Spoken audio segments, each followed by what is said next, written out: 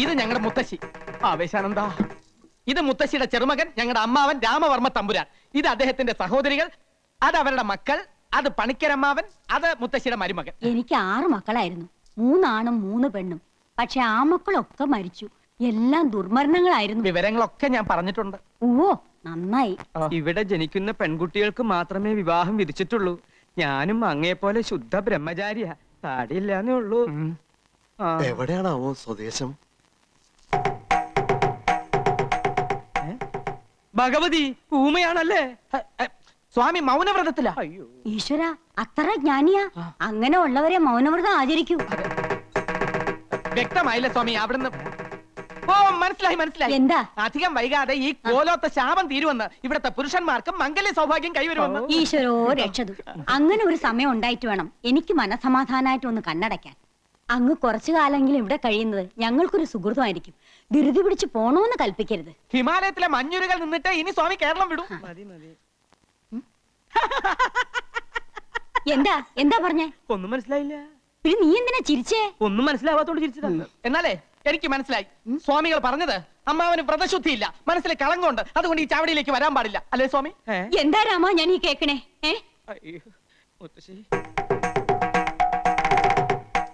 ചെയ്യിക്കാം സ്വാമി, ചെയ്യിക്കാം. എന്താ എന്താ? അമ്മാവൻ ഇന്ന് രാത്രി മുഴുവൻ ആഹാരം കഴിക്കാതെ ഉപവസിക്കണമെന്ന്, സന്ധ്യയ്ക്ക് രാമായണത്തിലെ കിഷ്കിന്ധാ കണ്ടം മുഴുവൻ വായിച്ചു തീർക്കണമെന്ന്. അയ്യോ, ഇവൻ വെറുതെ ഓരോന്ന് പറയാ. അദ്ദേഹം ഇതൊന്നുമല്ല പറഞ്ഞത്. അദ്ദേഹം ഇത് തന്നെയാണ് പറഞ്ഞത്. ദേ ഇങ്ങനെ കാണിച്ച രാമായണം വായിക്കാന്നാണ് അർത്ഥം. ഊമയുടെ ഭാഷ നിനക്ക് അങ്ങനെ മനസ്സിലായി? ഞായറാഴ്ച TV കാണാറില്ലേ, അത് കണ്ട് പഠിച്ചതാ. തർക്കമൊന്നും വേണ്ട, ഞാൻ പറയണത് അങ്ങോട്ട് അനുസരിക്കുക. അതെന്നെ മുത്തശ്ശി പറയട്ടെ. മുത്തശ്ശി പറയട്ടെ. രാമൻ ഇന്ന് ഉപവസിച്ച് രാമായണം മുഴുവൻ അങ്ങോട്ട് പാരായണം ചെയ്യാ. പല്ലും കടിച്ചലറിക്കൊണ്ടു പാലിയും നില്ലു നില്ലുന്നണഞ്ഞോരു നേരം തഥാ. പല്ലും കടിച്ചലറിക്കൊണ്ടു പാലിയും നില്ലു നില്ലുന്നണഞ്ഞോരു നേരം തഥാ. മുഷ്ടികൾ കൊണ്ടു താടിച്ചതു ബാലിയെ ദുഷ്ടനാം ബാലി സുഗ്രീവനെയും തഥാ. വേണ്ട വേണ്ട, എന്നോട് കളിക്കാൻ നിക്കണ്ട. ഏലസ എന്റെ കയ്യില്. എറിഞ്ഞു ഓടിക്കാൻ നോക്കുകയാണല്ലേ? രാമായണം വായിക്കണത് നിനക്ക് സൂഹിക്കണില്ല. മുത്തശ്ശി ഇവിടെ വായിക്കാൻ സമ്മതിക്കണില്ല. എന്റെ അടുത്ത് വേണ്ടാട്ടാ. പോയിക്കോ പോയിക്കോന്ന്. എനിക്ക് ധൈര്യമില്ലെന്നാ നിന്റെ വിചാരല്ലേ?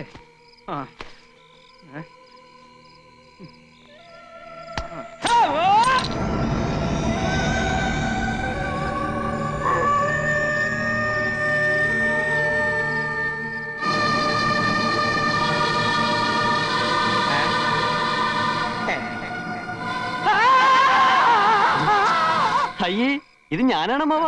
ഒറ്റടി നേരണ്ടല്ലോ. ഇങ്ങതാ പോ. ഇതെന്റെ കയ്യിലിരിക്കട്ടെ, എനിക്കിതുകൊണ്ടൊരാവശ്യമുണ്ട്. അമ്മാവന്റെ ശബ്ദമൊന്നും കേൾക്കണില്ലല്ലോ. കിഷ്കിന്ധാ കണ്ട ഇത്ര പെട്ടെന്ന് വായിച്ചു തീർന്നോ? മുത്തശ്ശി ഇത് ഞാനാ. കുട്ടികളി മാറിട്ടില്ല നിനക്ക്? മനുഷ്യന്റെ നല്ല ജീവൻ അങ്ങ് പോയി. അതിനുള്ള ശിക്ഷയായിട്ട് യുദ്ധകാന്ഡം കൂടി വായിച്ചു തീർക്കട്ടെ അല്ലേ? അതെ അതെ, മുഴുവൻ ഇരുന്ന് വായിക്ക. ഊണ് കഴിച്ചിട്ട് വായിച്ചാ പോരെ? എന്റെ കുട്ടിയോട് ഞാൻ പറഞ്ഞിട്ടില്ലേ ത്രിസന്ധിക്ക് മുമ്പ് കോലോത്ത് വരണോന്ന്? ഇവിടെ എന്തൊക്കെയാ നടക്കണെന്ന് അറിയോ നിനക്ക്? എന്റെ മുത്തശ്ശി ഇവിടെ ഉള്ളപ്പോ എനിക്കൊന്നും സംഭവിക്കില്ല. എന്റെ കുട്ടി ആഹാരം കഴിച്ചു കിടന്നോളൂ, സമയം ഏറെയായി. അത് ശരിയാ. ചെന്നിരുന്ന് വായിക്കടാ. പല്ലു കടിച്ചലറിക്കൊണ്ടു ബാലിയും നില്ലുന്നില്ലെന്നണഞ്ഞൊരു നേരം തഥാ.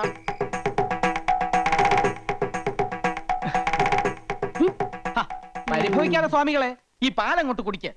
നിവർത്തിയേട് കൊണ്ടല്ലേ എനിക്ക് ഇങ്ങനെയൊക്കെ ചെയ്യേണ്ടി വരുന്നത്. എല്ലാറ്റിനും എന്നെങ്കിലും ഒരു പരിഹാരം ഉണ്ടാവും. താൻ വിഷമിക്കണ്ട. താടിയും മുടിയും വെച്ച് കെട്ടി ഇങ്ങനെ ഫാൻസി ഡ്രസ് കളിക്കാനേ ഇനി എന്നെ കിട്ടുവേല കേട്ടാ. കൊച്ചു ത്രേസ്യ ആരെങ്കിലും കാണും. കാണട്ടെ, എല്ലാരും അറിയട്ടെന്നു. ഇങ്ങനെയുണ്ടോ മനുഷ്യന്മാർ? വലിയ തമ്പുരാക്കന്മാരാണെങ്കിലുമേ ഒന്നിനും നെറിയില്ല. നീ കൊച്ചു ത്രേസ്യക്ക് മനസ്സിലായി കേട്ടാ. അല്ലേ പിന്നെ കെട്ടിക്കൊണ്ട് വന്ന പെണ്ണിനെ ആരെങ്കിലും ഇങ്ങനെ സ്വാമിയായിട്ട് ഇരുത്തുവാന്ന്. നീ കൂടുതലൊന്നും പറയണ്ട. കടപ്പുറത്ത് തേങ്ങ ഇടിക്കാൻ വന്ന എന്റെ അടുത്ത് 1ഉം 2ഉം കൊച്ചു വർത്തമാനം പറഞ്ഞ് നീ അടുത്ത് കൂടിയപ്പോ ഞാനും ഏതാണ്ടൊക്കെ പറഞ്ഞുപോയി. ഏതാണ്ടൊക്കെ പറഞ്ഞെന്നാ? പറഞ്ഞത് കൃത്യമായിട്ട് എനിക്കങ്ങോട്ട് ഓർമ്മയുണ്ട് കേട്ടാ. കൊച്ചു ത്രേസ്യയെ ഐ ലവ് യു എന്നാ നിങ്ങ പറഞ്ഞത്. ഈ ഐ ലവ് യു എന്ന് പറഞ്ഞാൽ ഉടനെ കെട്ടിക്കോണോന്നാണെങ്കിൽ കേരളത്തിലെ എല്ലാ ആണുങ്ങൾക്കും 10ഉം 15ഉം ഭാര്യമാര് കണ്ടേനെ. ഇനി ഇഷ്ടപ്പെട്ടു ഒന്ന് എന്നെ ഇരിക്കട്ടെ. എന്ത് അപരാധം ചെയ്തിട്ടാ നിന്റെ അപ്പം വർക്കി എന്നെ ഓടിച്ചിട്ട് പിടിച്ച് രജിസ്റ്റർ ഓഫീസിൽ കൊണ്ടുപോയി എന്നെ കെട്ടിച്ചത്? ഞാൻ ബ്രഹ്മചാരിയായി കഴിയേണ്ടവനാണെന്ന് അങ്ങയുടെ കാല് പിടിച്ച് പറഞ്ഞതാ. അന്നേരം ആ കാല് കൊണ്ട് എന്നെ അങ്ങേരെ മുഖത്ത് തൊഴിച്ചു. എന്നിട്ട് എന്നെ ഭീഷണിപ്പെടുത്തി നിന്നെ ഇങ്ങോട്ട് കൊണ്ടുവരികയും ചെയ്തു. കഴിഞ്ഞതൊക്കെ കഴിഞ്ഞ് ഇനി നമുക്ക് എല്ലാം അങ്ങോട്ട് മറക്കാം തിരുമേനി. എല്ലാം ഞാൻ മറക്കാം, എന്റെ ബ്രഹ്മചര്യം ഒഴിച്ച്. കൊച്ചുത്രേസ്യെ, എനിക്ക് എന്റെ ജീവനിൽ കൊതിയുണ്ട്. നമ്മുടെ രഹസ്യ വിവാഹം കഴിഞ്ഞെങ്കിലും മേപ്പാടം കൽപ്പിക്കുന്നത് വരെ ഞാൻ സ്ത്രീ സുഖം അനുഭവിക്കുന്ന പ്രശ്നമേ ഇല്ല. അയ്യോ, അങ്ങനെ പറയല്ലേ. തമ്പുരാൻ അറിയാവാ, ഇന്ന് നമ്മുടെ ആദ്യ രാത്രിയാണ്. എന്റെ കാളരാത്രി അന്ന് കടാപ്പുറത്ത് വെച്ച് ആദ്യമായി തമ്പുരാൻ എന്നെ ഇഷ്ടമാണെന്ന് പറഞ്ഞ ദിവസം ഓർമ്മയുണ്ടാ? ദുർദിനങ്ങൾ ഞാൻ ഓർമ്മിക്കാറില്ല. എനിക്ക് നല്ല ഓർമ്മയുണ്ട്. അന്ന് അയലയും മത്തിയും ചാകര വന്ന ദിവസിയാണ്. ആ സന്ധ്യക്ക് കടാപ്പുറത്ത് വെച്ച് തമ്പുരാൻ എന്നെ നോക്കി പറഞ്ഞു, കൊച്ചുത്രേസ്യ സുന്ദരിയാണ്. കളിയാക്കിയാലും മനസ്സിലാകാത്ത പെണ്ണ്. ദേ, ഒരു കാര്യം ഞാൻ പറഞ്ഞേക്കാം. ഞാൻ ജീവനോടെ ഇരിക്കുന്നത് കാണണമെന്നുണ്ടെങ്കിൽ ശൃംഗരിക്കാൻ വരാതെ മര്യാദയ്ക്ക് അടങ്ങി ഒതുങ്ങി ഇവിടെ കഴിഞ്ഞോണം. സമനില തെറ്റി ഞാൻ വല്ലതും ചെയ്തു പോയാൽ പാലമരത്തിന്റെ ചോട്ടിൽ നിന്ന് പിറ്റേന്ന് നീ തന്നെ എന്റെ എല്ലും മുടിയും പറക്കേണ്ടി വരും. അപ്പൊ ജീവിതകാലം മൊത്തം എന്നെ ഇങ്ങനെ സ്വാമി വേഷം കെട്ടി ചിരുത്താനാണ് ഇങ്ങോട്ട് കെട്ടിയെടുത്തോണ്ട് വന്നത്. മേപ്പാടം കൽപ്പിക്കുന്നത് വരെ. മേപ്പാടൻ ആരുവാ? എന്ത് പറഞ്ഞാലും തല്ല ഒരു മേപ്പാടൻ. അവിടെ നിൽക്കാം, നിൽക്കാം.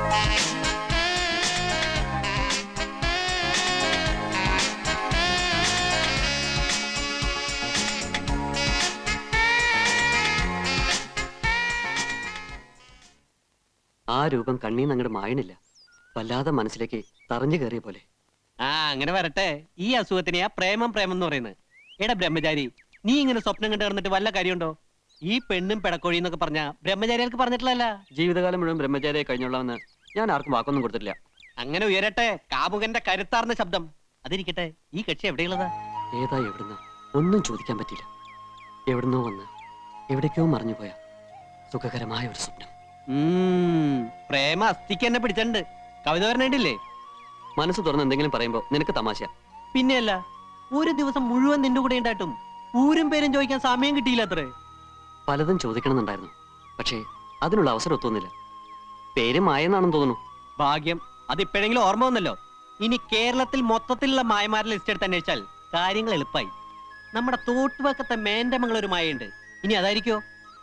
അതായിരിക്കാനാ സാധ്യത. അവരുടെ മൂത്ത മകൻ 7ാം ക്ലാസ്സിൽ പഠിക്കുന്നുണ്ട്. നമുക്ക് അവനോട് തന്നെ ചോദിക്കാം, നിന്റെ അമ്മ പരസ്യ ചിത്രങ്ങളെ അഭിനയിച്ചു തുടങ്ങിയോന്ന്. നിന്നോട് ഇതൊക്കെ പറയാമെന്ന് എന്നെ വേണം തല്ലാൻ. എടാ, നിനക്കറിയാലോ, കോളേജിൽ ഇത്രയേറെ പെമ്പിളരുണ്ടായിട്ടും എനിക്ക് ആരോട് ഇതുവരെ ഒന്നും തോന്നിയിട്ടില്ല. പക്ഷെ ഇതെന്തോ എനിക്ക് പറഞ്ഞു വെച്ചിരിക്കുന്ന പെണ്ണാണെന്നൊരു തോന്നൽ. എടാ, കാര്യം ഇത്ര സീരിയസ് ആണോ? ഇന്നലത്തെ ഷൂട്ടിങ്ങിന് ഞാനില്ലാഞ്ഞതാ കാരണം. ഞാനുണ്ടായിരുന്നെങ്കിൽ അവളുടെ ഡീറ്റെയിൽസ് മുഴുവൻ ഭൂമിശാസ്ത്രവും ശരീരശാസ്ത്രവും എല്ലാം ചോദിച്ചു മനസ്സിലാക്കിയേനെ. പിന്നെ നിന്നോടല്ലേ അവള് പറയാൻ പോവല്ലേ? നമുക്ക് ആ ഡയറക്ടർ ഒന്ന് ചെന്ന് കണ്ടാലോ? അയാൾക്ക് ചിലപ്പോൾ അഡ്രസ് അറിയായിരിക്കും. എങ്ങനെയാണേലും വേണ്ടില്ല, ഒന്നുകൂടി അവളൊന്ന് കാണാൻ കഴിഞ്ഞാൽ മതിയായിരുന്നു.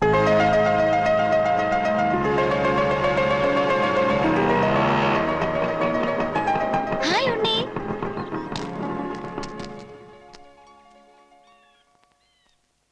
എന്താ ഇങ്ങനെ മേടിച്ചു നോക്കുന്നേ? ഒരു ഹായ് പറഞ്ഞ തിരിച്ചു പറയാനുള്ള മര്യാദ പോലും ഇല്ലേ? ഹായ്. ഇയാളോടല്ല, ഉണ്ണിയോടാ പറഞ്ഞ. ഞാൻ പോവാ. അയ്യോ പോവല്ലേ, ഉണ്ണിപ്പ കാണണമെന്ന് പറഞ്ഞേയുള്ളൂ. അപ്പോഴേക്കും പ്രത്യക്ഷപ്പെട്ടു. ഏതായാലും 100 ആയസാ. മായ എന്താ ഇവിടെ? എന്റെ വീട് ദേ ആ കുന്നിന്റെ അപ്പുറത്താ. നാളത്തെ ഷൂട്ടിങ്ങിന് മായ വരില്ലേ? ഏയ്, ഞാനിനി ഷൂട്ടിങ്ങിനൊന്നുമില്ല. ഇന്നലെ ഒരു പ്രത്യേക സാഹചര്യത്തിൽ വന്നേ ഉള്ളൂ. അയ്യോ അങ്ങനെ പറയല്ലേ, മായ വരണം. അല്ലെങ്കിൽ ഉണ്ണിക്ക് വിഷമാവും. ഞാൻ വരാഞ്ഞ ഇയാൾ എന്തിനാ വിഷമിക്കുന്നേ? അല്ല, മായ അത്രയ്ക്ക് ഇഷ്ടാണെന്ന്. മായയല്ല, മായയുടെ ഡാൻസ് വളരെ നന്നായിരുന്നു. ഇവൻ അതാ ഉദ്ദേശിച്ചത്. അപ്പൊ നിനക്ക് മായ ഇഷ്ടാണെന്ന് പറഞ്ഞോ? അങ്ങനെ ഞാൻ പറഞ്ഞില്ല. അയ്യോ പറഞ്ഞു. പറഞ്ഞോ? എന്നോടാണോ ചോദിക്കുന്നേ? സോറി. പിന്നെ നാളത്തെ വർക്കിന് മായ വരണം. ആ, ഒരു പാവപ്പെട്ട ചെറുപ്പക്കാരന്റെ ആഗ്രഹല്ലേ, പ്ലീസ്. ഓഹോ, താനാരാ ദല്ലാളാ? ശരി, ഉണ്ണിക്ക് വേണ്ടി ഞാൻ വരാം. എടാ, അവൾ പറഞ്ഞു കേട്ടോ, ഉണ്ണിക്ക് വേണ്ടി വരാന്ന്. ഇത് വീണു. സത്യമാണോടാ? സത്യം.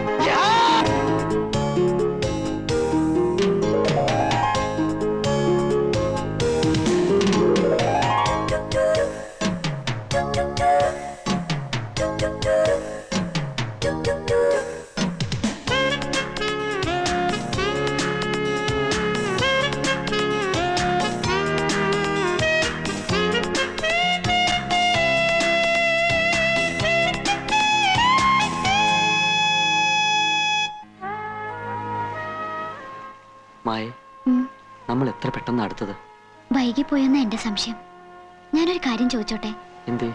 ഉണ്ണിക്ക് എന്നോട് എത്രത്തോളം സ്നേഹമുണ്ട്? ഒരുപാട് ഒരുപാട്. ഈ കടലിനോളം? അതിലും കൂടുതൽ. എന്തേ, വിശ്വാസക്കുറവുണ്ടോ? ഉണ്ണി എനിക്ക് വിശ്വാസ. പക്ഷേ ബ്രഹ്മചര്യം ലംഘിക്കാൻ പാടില്ലെന്ന കോലോത്ത നിയമം. പ്രശ്നങ്ങളുണ്ടാവും. എല്ലാം നേരിടാൻ മായ തയ്യാറാണോ? ഉണ്ണിക്ക് വേണ്ടി എന്തിനും ഞാൻ തയ്യാറാ. മരിക്കാനാണെങ്കിലോ? മരിക്കാനും. ചുമ്മാ സ്റ്റൈല് പറയല്ലേ. ഞാൻ പറഞ്ഞത് സത്യ. എങ്കിൽ എനിക്ക് വേണ്ടി ഇപ്പൊ ഒന്ന് മരിക്കാമോ? ഉണ്ണിയുടെ ആഗ്രഹം അതാണെങ്കിൽ മരിക്കാലോ. പറഞ്ഞോളൂ, എങ്ങനെയാ ഞാൻ മരിക്കേണ്ടത്? ഇപ്പൊ മരിക്കാൻ സൗകര്യം ഈ കടലിൽ ചാടുക. എന്താ തയ്യാറാണോ? തയ്യാറാ. പക്ഷെ ഞാൻ മരിച്ച ഉണ്ണിക്ക് വിഷമാവരുത്. മരിച്ചോളൂ, വിഷമൊക്കെ ഞാൻ സഹിച്ചോളാം. എന്നിട്ട് നിന്റെ ഓർമ്മയ്ക്കായി ഒരു താജ്മഹൽ ഞാനും പണിയിച്ചേക്കാം, പോരെ? ഞാൻ മരിക്കും. ഓ പിന്നെ പാചകം പഠിക്കാതെ മരിച്ചു കാണിക്കും. ശരി, ഞാൻ മരിച്ചു കാണാൻ അത്രയ്ക്ക് ഇഷ്ടാണല്ലേ? എന്നാ കണ്ടോ. എവിടം വരെ പോകുമെന്ന് അറിയാലോ.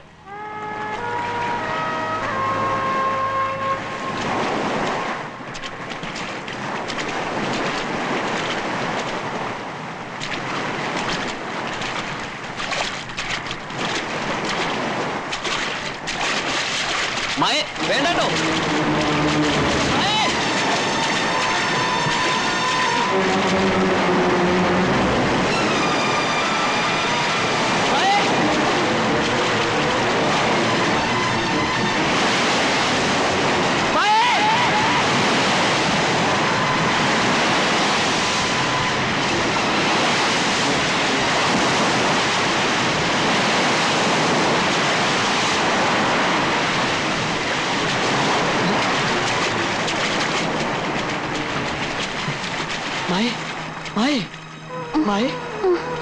എന്താ ഇത്? ഞാനൊരു തമാശ പറഞ്ഞല്ലേ? ഞാൻ ഉണ്ണിയോട് സത്യ പറഞ്ഞത്. I love you, I love you Unni. എന്താ ഭഗവതി ഈ കേക്കണേ? പ്രേമെന്നോ? കൊല്ലും നിന്നെ ഞാൻ. ആവശ്യത്തിലേറെ ലാളിച്ച് വഷളാക്കിയതിന്റെ കുഴപ്പമായി കാണണേ. ഞാനിവിടെ 46 വയസ്സ് കഴിഞ്ഞ് നിൽക്കാൻ തുടങ്ങിയിട്ട് കാലം കുറയായി. എന്നിട്ട് ഇങ്ങനൊരു ചിന്ത എനിക്ക് വന്നിട്ടില്ല. മോഹങ്ങളൊക്കെ അടക്കി ഒതുക്കി ചുരുട്ടി മനസ്സിൽ വെച്ചോണ്ട് നടക്കാ ഞാൻ. എന്തിനാ? ജീവനെ പേടിച്ചിട്ട്. ഇവിടത്തെ പുരുഷന്മാര് ബ്രഹ്മചര്യം തെറ്റിച്ച എന്തൊക്കെ ദുരന്തങ്ങളാ ഉണ്ടാവാന്ന് നിനക്കറിയോ? ഇക്കാലത്ത് ഇതൊക്കെ പറഞ്ഞ ആരെങ്കിലും വിശ്വസിക്കോ? ഒക്കെ വെറും അന്ധവിശ്വാസങ്ങളാ. നിന്റെ പ്രായത്തിൽ ഞാനും ഇതൊക്കെ തന്നെ പറഞ്ഞത്. മീനാക്ഷിയെ വെറുതെ ഒന്ന് നോക്കിയതിന് ഞാൻ അനുഭവിച്ച കഷ്ടപ്പാടുകൾ എന്തെന്ന് എനിക്കല്ലേ അറിയൂ. അമ്മാവൻ എന്തൊക്കെ പറഞ്ഞാലും ശരി, എനിക്ക് അവളെ വിവാഹം കഴിച്ചേ വെക്കൂ. നീ ഇത് എന്നോട് പറഞ്ഞത് പറഞ്ഞു. ഇതെങ്ങാനും മുത്തശ്ശി അറിഞ്ഞാൽ എന്താ ഉണ്ടാവാന്ന് നിനക്കറിയോ?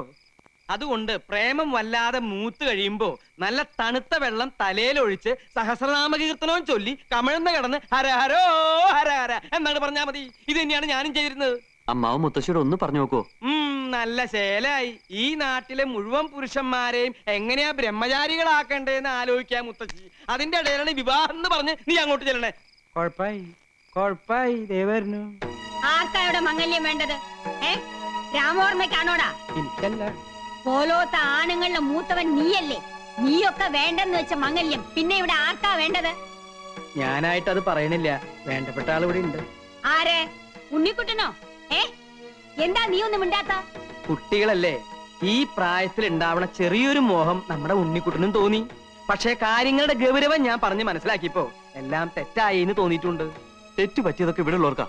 ഏതോ ദുർമന്ത്രവാദിയുടെ വാക്ക് കേട്ട് വേണ്ടാത്ത വെട്ടിത്തരങ്ങൾ ചെയ്യാം. ഞാനൊരു പെൺകുട്ടിയെ സ്നേഹിച്ച് വാക്ക് കൊടുത്തുപോയി. ഇവിടെ ആരും ഞങ്ങളുടെ വിവാഹത്തിന് സമ്മതിച്ചില്ലെങ്കിൽ നാളെ തന്നെ ഞാൻ ഇവിടെ രജിസ്റ്ററിംഗ് കൊണ്ടുവരും. ഉണ്ണിക്കുട്ട, ആരോടാ എന്താ സംസാരിക്കണമെന്ന് അറിയോ? നീ സംബന്ധം കഴിച്ചാൽ നിനക്ക് മാത്രല്ല ഇവിടെയുള്ള എല്ലാ പുരുഷന്മാർക്കും അപകട. കോലോത്ത് വീണ്ടും ദുർമരണങ്ങൾ ഉണ്ടാവും. പോലോത്ത ആചാരങ്ങളും അനുഷ്ഠാനങ്ങളും ലംഘിച്ചാൽ കടുത്ത ശിക്ഷയായിരിക്കും കിട്ടുക. പിന്നെ ഉണ്ണിയുടെ സ്ഥാനം പടിക്ക് പുറത്ത്. എന്നെ പടിയടിച്ച് പിണ്ടം വെച്ചാലും ഞാൻ അവളുമായി ഈ നാട്ടിൽ തന്നെ ജീവിക്കും. ഈ കോലത്ത് ഞാൻ കാരണം ദുർമരണങ്ങൾ നടക്കുന്നുണ്ടോന്ന് എനിക്കൂടെ അറിയണല്ലോ. ഇല്ല, നിനക്ക് എന്തോ ബാധ കയറിയിരിക്കുകയാണ്. ഇല്ലെങ്കിൽ എന്റെ ഉണ്ണി ഇങ്ങനൊന്നും പറയില്ല. ആരോ മോഹിപ്പിച്ച് എന്റെ ഉണ്ണിയെ മയക്കിയിരിക്കണു. വേണ്ട, ഇനി ദുർമരണങ്ങൾ കാണാനുള്ള ശക്തി എനിക്കില്ല. പണിക്കരെ, എന്തെങ്കിലും ധിക്കാരം കാണിക്കുന്നതിന് മുമ്പ് എന്റെ ഉണ്ണിയെ മുറിക്കകത്ത് അടച്ചിടുക. കുറച്ചു ദിവസം പുറത്തൊന്നും പോണ്ട. എനിക്ക് എന്റെ കുട്ടിയുടെ ജീവനാ വലുത്. വേണ്ട, എന്റെ ആഗ്രഹം സാധിച്ചു തരാത്ത മുത്തശ്ശിയും വീടും ഒന്നും എനിക്ക് വേണ്ട. നീ എന്താ പറഞ്ഞത്? ഞാൻ പോവാ.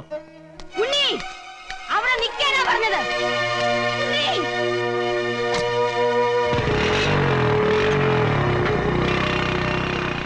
അവൻ എവിടെ പോകാനാ മുത്തശ്ശി? 1 മണിക്കൂറിനകം അവൻ തിരിച്ചു വരും.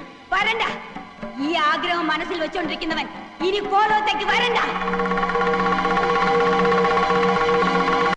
ഞാൻ ഇങ്ങോട്ട് വന്നിട്ട് നേരം കുറെ ആയേ ത്രേസ്യ. ഇനി അങ്ങോട്ട് പോട്ടെ. അങ്ങനെ ഇപ്പൊ പോവേണ്ട കേട്ടാ. കുറച്ചു നേരം കൂടി ഇരുന്നിട്ട് പോയാ മതിയെന്ന്. അയ്യോ, ഞാൻ ഇവിടെ ഇരുന്നിട്ട് ഒരു പ്രയോജനവും ഇല്ല. മേപ്പാടൻ എന്ത് പറഞ്ഞാലും നിങ്ങളുടെ ഒരു മേപ്പാടൻ.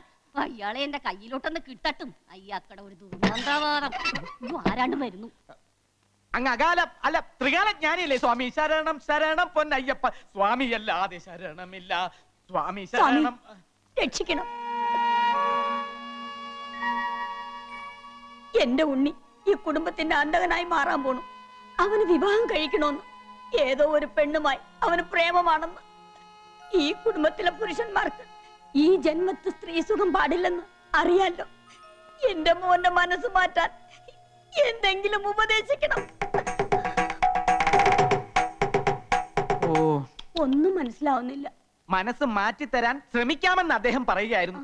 മാത്രമല്ല, ഈ കോലോത്തെ ആണുങ്ങൾക്ക് വിവാഹം കഴിക്കാൻ കഴിയുന്ന തരത്തിൽ ഒരു വിശേഷാൽ പൂജ നടത്തി തരാനും അദ്ദേഹത്തിന് ഉദ്ദേശമുണ്ട്. ഓ, എന്ത് പൂജ നടത്തിയാലും അത് ശരിയാവില്ല സ്വാമി. കർമ്മികളിൽ വെച്ച് കർമ്മിയായ മേപ്പാടിന് പോലും ഈ കുടുംബത്തെ ബാധിച്ചിരിക്കുന്ന ദുരാത്മാവിനെ പേടിയാ. അത്രയ്ക്ക് ഭയങ്കര അവള്. അതിനേക്കാൾ ഭയങ്കരിയ എന്റെ കുട്ടിയെ മയക്കി വശത്താക്കി അവൾ. ഇവിടത്തെ കുട്ടികളെ വശത്താക്കി കുടുംബം നശിപ്പിക്കാൻ വരുന്നവളെ ഈ ഭൂമിയിൽ ഞാൻ വെച്ചേക്കില്ല.